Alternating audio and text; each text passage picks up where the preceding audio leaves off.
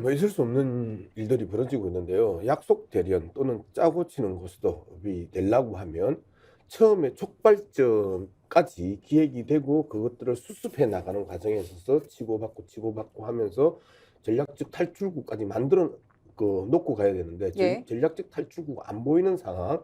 그리고 어. 촉발점은 이 줄리언니 마리 앙뚜아네트 네.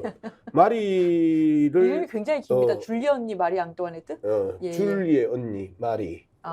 예. 이제 이렇게 지금 줄리의 언니가 말씀하시기를. 진짜 이 예능을 자꾸 이 다큐를 다큐로. 봐보니까 후보님 제가 말씀하세요. 좀 이야기를 해볼 필요가 있습니다. 첫 번째, 김경률이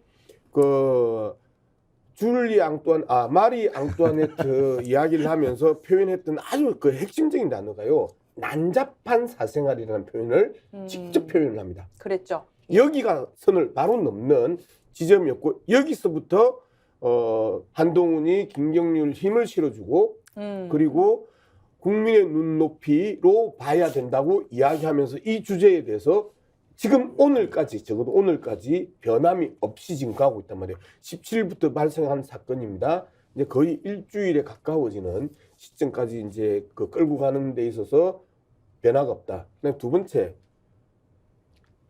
극우 유튜브하고 이직 선동 언론, 조중동을 비롯한 이직 선동 언론하고 결이 달라요. 극우 유튜브들은 사과할 필요 없다라고 하면서 대통령실을 일방적으로 편들고 있는데, 이직 선동 언론들 같은 경우에는 약간 이 결을 달리하면서 한동훈이 옳은 것 같은데 파국은 안 된다.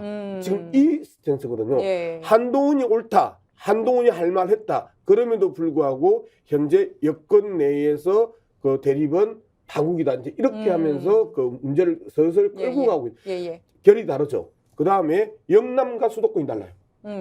수도권 의원들 같은 경우에는 한동훈이 할 말 한 것 아니냐, 명품 백에 대해서 대통령실에서 사과해야 되는 거 아니냐, 털고 가야 된다. 털고 가야 된다 여기에서라고 하는 입장이 강력하게 나오는 반면에, 대구 경북을 중심으로 했던 영남 의원들은 이게 함정 취재다라고 하면서 계속 대통령실의 입장을 옹호하는, 즉 세력과 세력 간의 패싸움이 붙었단 말이에요. 그러니까 진짜 리얼 패싸움이 붙었다.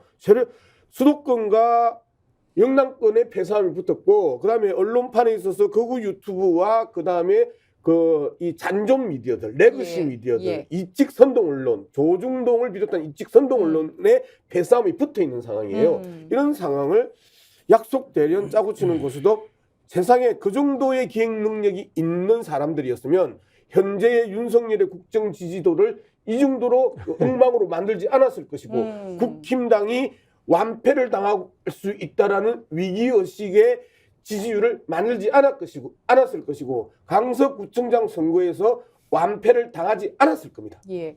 그 국민의힘 의원들 사이에서도 미묘하게 기류가 달라지는 게 보입니다. 뭐냐면 윤심의 바로미터, 찐윤으로 불리는 이용 의원이 그 국민의힘 의원들이 있는 단체 텔레그램 방에 이 기사를 올렸대요. 윤석열 대통령과 한동훈 비대위원장 충돌.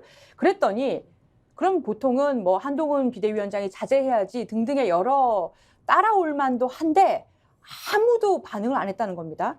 하태경 의원 정도만 갈등이 있으면 봉합해야지요 정도를 올리고 아무도 이용 의원을 따라가지 않았다고 합니다. 자, 이게 총선을 앞두고 한동훈 쪽으로 지금은 줄을 서겠다라는 의원들의 반응으로 봐야 될까요? 그 정도는 아니죠. 실제로 이제 국민의힘 구성원들 이야기를 들어보니까 이 상황에 대해서 한동훈 비대위원장 쪽에 손을 들어준 사람들이 한 70~80% 된답니다. 맞네요. 네. 뭐 절대 다수랍니다. 저는 그럼에도 불구하고 영남권 의원들은 공천만 받으면 당선된다라는 생각을 하고 있고요. 현재 이게 의원 단톡방이지 않습니까? 대다수가 또 영남권 의원들이에요. 그렇기 때문에 공천이 더 중요하다고 생각하기 때문에 본선보다 저는 한동훈 위원장 편은 들지 않을 것이다. 그런 생각이 들고요. 또 그 이면에는 비대위원장보다는 공관위원장을 누가 꼽았느냐가 더 중요합니다. 공관위원장 처음에 임명됐을 때 한동훈 비대위원장이 이렇게 이야기합니다. 이분이 공관위원장이랍니다. 그럼 나는 이분하고 별 관련이 없습니다. 라고 이야기를 한 거죠. 그럼 공관위원장을 누가 꼽았겠어요? 대통령실에서 꼽았겠죠.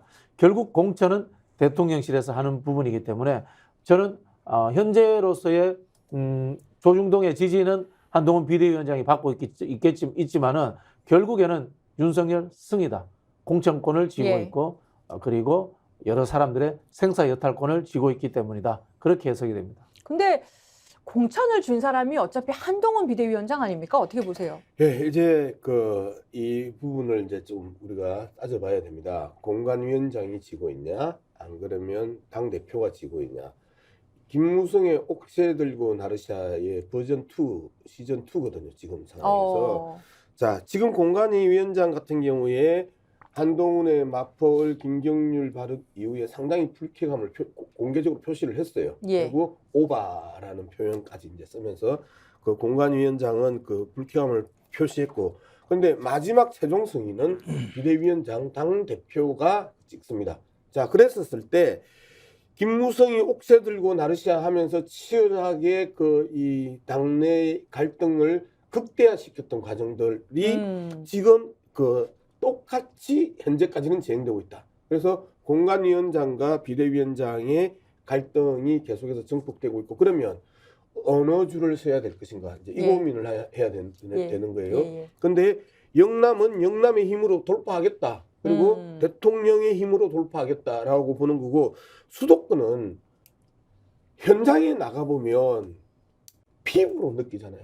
계속해서 욕을 듣잖아요. 지지자들한테 욕 듣고 그 반대자들한테도 욕 듣고 하면서 김건희 명품이 정당하냐? 예, 위기감이 있죠. 예. 라고 하는 지적들부터 시작해가지고 계속해서 김건희와 관련된 이야기들의 지적을 받으면서 느끼는 체감은요, 이 부분을 털지 않으면 안 된다라는 것들을 자신들의 공천 이전에 공천을 받는다 하더라도 이번 선거 완전히 질 수밖에 없겠구나라고 하는 피부로 느끼는 현장 여론 속에서 몸이 부르르 떨리는데, 영남 지역에 있어서는 그것과 상관없이 말뚝만 꽂아도 꽃이 피고 열매를 맺는 이러한 국힘당의 공천 때문에 둔감할 수밖에 없는 거예요. 이 차이가 아주 극렬하게 나는 나타나고 있다. 그렇게. 미래 권력이 한동훈이라는 것인가 아니면은 뭐 공천권을 누가 쥐고 있는 것인가, 이거 가지고 문제가 되는 것 같습니다. 자, 벌어진 상황의 핵심은 김건희 여사 이슈예요. 그리고 그것을 촉발시킨 사람은 김경률 비대위원이고요. 김경률 비대위원이 김건희 리스크를 털고 가야 한다라는 발언을 했고, 이것을 한동훈 비대위원장이 지지하면서 윤석열 대통령 눈밖에 났을 가능성이 큰데요.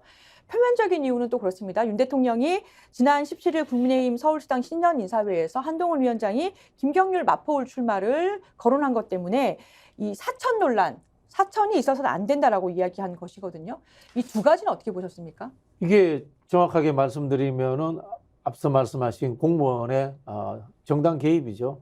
박근혜 대통령이 그 국정농단 사건에서 유죄를 받은 사안하고 거의 비슷한 겁니다. 비슷하게 보세요? 네네, 좀 비슷하게 봅니다. 그렇게 지적을 해야 되고요. 그리고 여기서 우리가 이제 간과하는 게 있는데, 언론이라든가 이제 평론가에서 뭐 현재 권력과 미래 권력이 충돌했다 이렇게 자꾸 표현을 하는데요, 잘못된 겁니다. 미래 권력이라는 것이 스스로 자립해서 만들어져서 기존에 있던 기성 권력 밖으로 삐져나갈 수 있는 가능성이 존재했어야 되는데, 지금 한동훈 비대위원장이라는 사람은 윤석열이 꼽은 사람입니다. 예. 그리고 그 지지율이라는 것은 윤석열 지지율 안에 존재하고 있는 겁니다. 현실적으로. 다만 앞으로의 가능성이, 확장 가능성은 존재합니다. 그러나 이런 사람을 지금 미래 권력이라는 형태로 이야기해서 우리가 우쭈쭈 해주면서 윤석열과 싸우니까 잘하고 있다. 이거는 저는 적절치 않은 표현이다라는 생각이 들고요. 금방 말씀드린 것처럼 권력이라고 하는 것은 확장성보다는 발생 초기에 원인에서부터 인간관계를 따지게 됩니다. 그래서 제가 봤을 때는 한동훈은 결국은 윤석열에게 머리를 숙일 수밖에 없는 결과로 갈 것이다라고 저는 예측을 하고 있는 거예요. 자, 공천 개입 관련해가지고요. 지금 대통령의 행위가 저는 사실 굉장히 놀란 게, 대통령 실장을 보내서 사퇴를 얘기했다고 하잖아요. 너무 공식적인 거예요. 근데 이게 전형적인 직권남용이나 아니면은 공천 개입, 그러니까 국가공무원법 위반 행위로 저는 보이거든요. 제가 이상합니까? 한동훈이 분명하게 이제 법리적인 부분들은 이미 박근혜 과정에 있어서 다 나와 있고, 근데 판례도 이제 다 이제 형성이 돼 있잖아요. 그런데 한동훈이 명확하게 이야기하잖아요. 사퇴 요구를 거부했다라고 표현을 하잖아요. 자기 본인이. 그러면 도대체 집권 여당의 비대위원장에게 사퇴 요구를 하는 대통령실은 도대체 뭘 믿고 저렇게 치고 나왔을까? 두 번째, 그걸 또 대놓고 대통령실이 이미 법을 위반했다고 한동훈 이야기를 해버린 거야. 예. 이 사실이 중요하지. 이걸 어떻게 유권 해석을 할 것인가의 영역은 아니라는 거예요. 이미 범죄 행위가 한동훈의 입에서 대통령실의 범죄 행위가 드러난 사건이다라는 부분을 좀 명확하게 할 필요가 있다고 봅니다. 그러니까 그게 약속 대련이냐라는 이준석 대표의 해석까지 나온 원인인 것 같아요. 너무 대놓고 하니까 이 과거선례가 있는데 이준석의 잔대가리가 끊임없이 발동하고 있는데요. 이게 이준석은 끊임없이 세상을 바라보는 음모론의 시각에서 갈라치기, 쪼개기 이게 이제 주특기잖아요. 그 외에 잘하는 게 없잖아요. 저는 이 부분을 어떻게 보고 범죄 행위가 구체적으로 드러났단 말이에요. 지금 방금 말씀드렸던 것처럼 어제 아침에 한동훈이 명확하게 그렇게 이야기했습니다. 사퇴 요구를 거절했다라는 그 이야기를 하는 그 자체가 한동훈과 비서실장의 만남에 있어서 명확하게 그 대통령 비서실장의 범죄 행위를 드러냈고 그리고 거기에 대해서 비대위원장이 확인해 줬다. 자, 범죄 행위를 드러낸 상황을 가지고 범죄 행위를 저지르면서 나중에 저거는 박근혜에 비교했을 때 구속감인데 저 구속감을 드러내면서 약속 대련 짜고 치는 고스톱을 칩니까? 상식적으로 이 무식한 상상력에 제가 한 번씩 혀를 내두르는데 이준석의 그 잔머리는 오로지 갈라치기에만 특화되어 있다. 저는 그렇게 생각합니다.